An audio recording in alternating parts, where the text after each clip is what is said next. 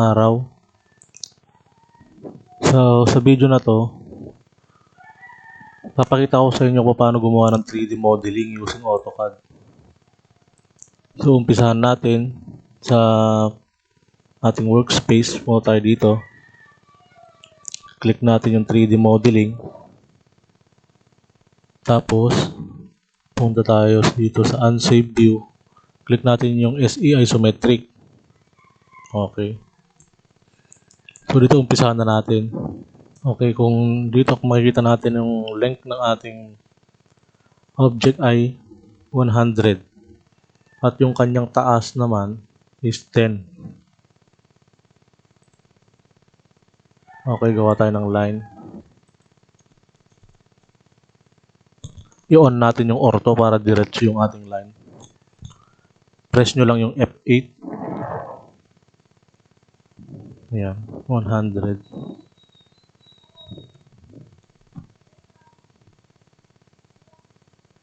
Ayan, tapos yung taas natin is 10. 100. 10.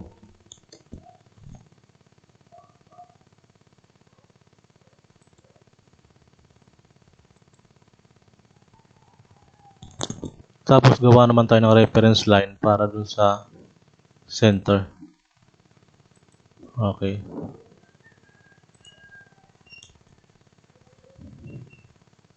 So ang pagitan nito is 20.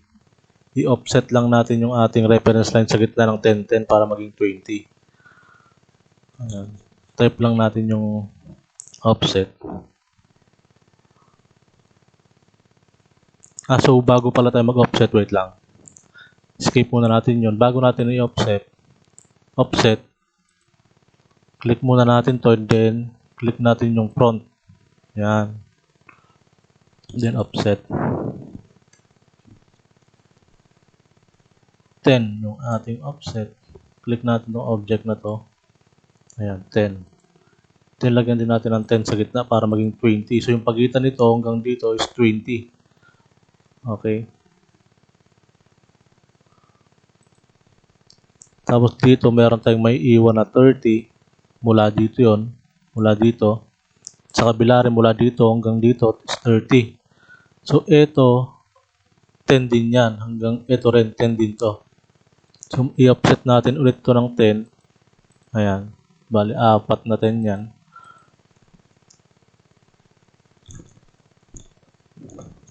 And then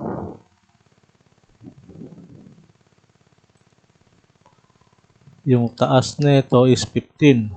Gawa tayo ng reference line ulit dyan. 15. Okay.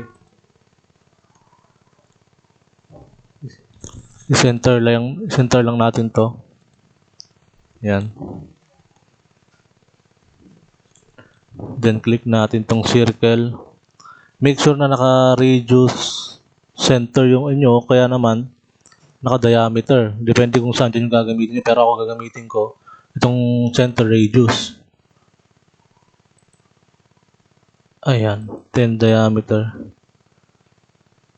So check natin yung itong nasa outer circle is 20 radius. So nag-offset tayo ng 10 dito, 10 din doon. Tignan natin kung magiging 20 yung radius niya. For the checking lang yon. Ayun, 20. So tama siya.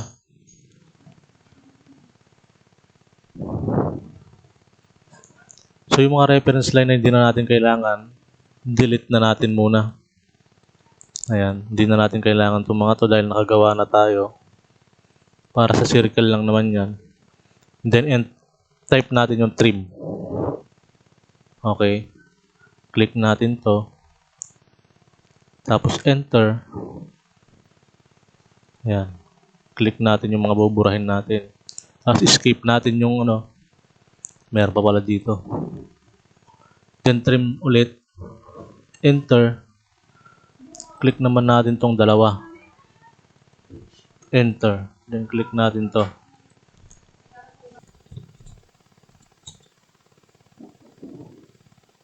So, i-click din natin to. Ayan. Escape. Tapos i-select natin tong lahat.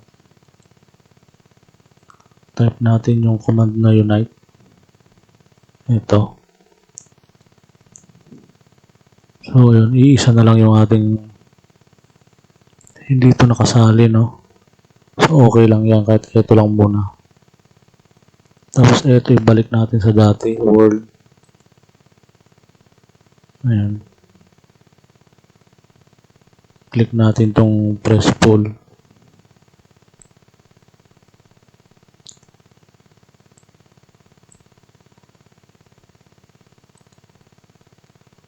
Wait, tignan muna natin yung ano niya.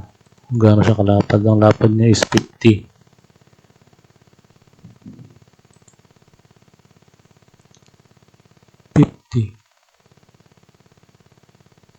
Ayan. Palitan natin to. Gawin natin ito shaded.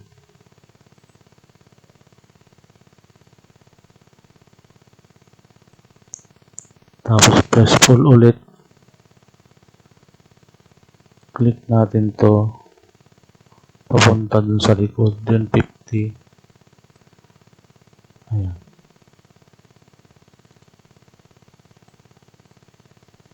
Ayan siya. So, next naman gawin natin to. Itong parang pabox niya. 15 by 10. Okay.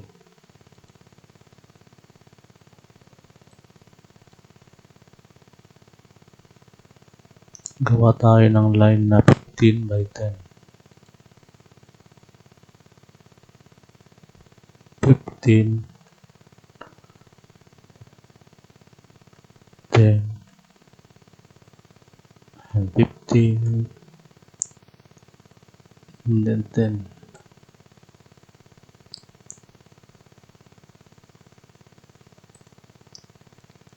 Tapos unite lang natin to by select lahat ng line na yon.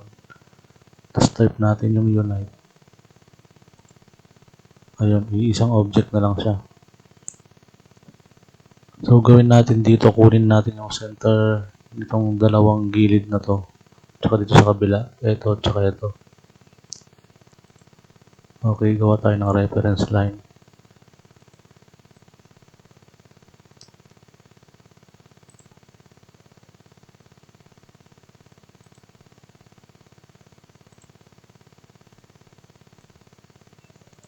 Then copy natin to.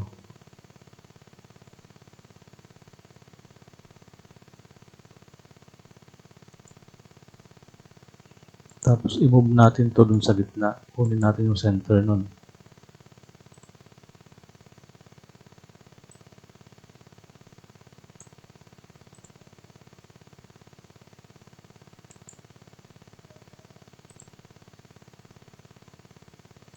Yung center ng box. I-ortho off muna natin. Press natin yung F8. Yan. Lagyan natin sa gitna. So, ganito rin yung gagawin natin sa kabilang side. Kunin natin yung center. Then, lagay natin yung box doon sa center niya.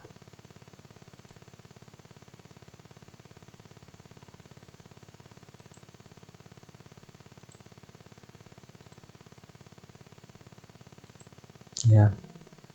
Center lang natin yung box ulit.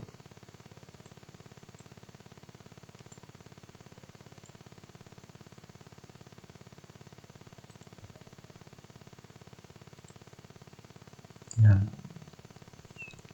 So yun, next na gagawin natin sa tanggalin natin yung mga reference line.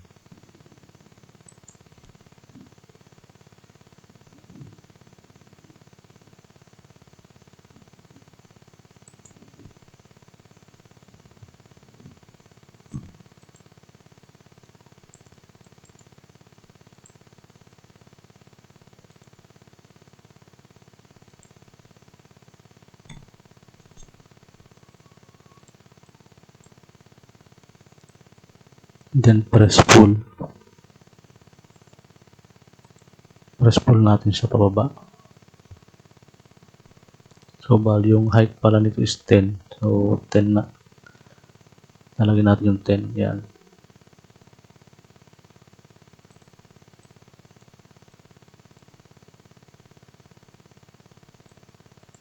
So, ayun na press pull na natin sa pababa pero papansinin nyo may nakaharang pa rin dito. So, ang gagawin natin dyan is click lang natin then delete. Click and delete. Yan. So, ayan na siya. Ganon din sa kabila. Press pull natin siya.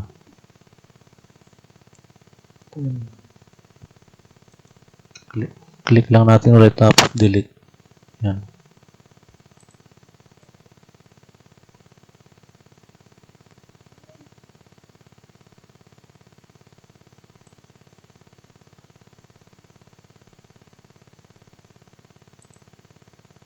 So, ito na yan.